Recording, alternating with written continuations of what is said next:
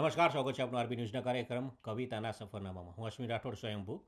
આજની જે રચના હું આપની સમક્ષ રજૂ કરવાનો છે, આપણને મોરબીના આપણા જાણીતા કવિ નર્મદાનંદન જળરૂપે મોકલી છે હેપી રોઝ ડે શીર્ષક સાથે.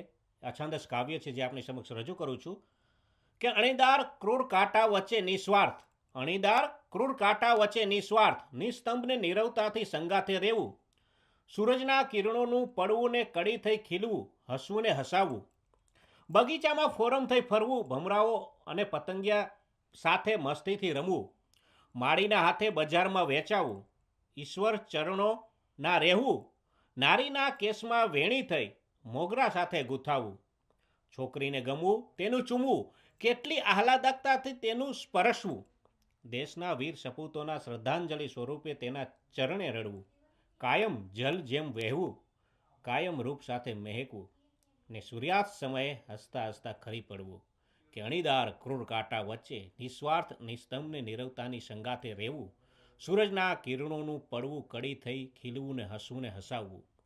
આ ફૂલ ઉપર એની વેદના રજૂ કરતું અછાંદસ કાવ્ય આપણને ખૂબ સુંદર મજાનું આપણા મોરબીના કવિ નર્મદાના જળરૂપે મોકલ્યું હતું. એનો ખૂબ ખૂબ ધન્યવાદ.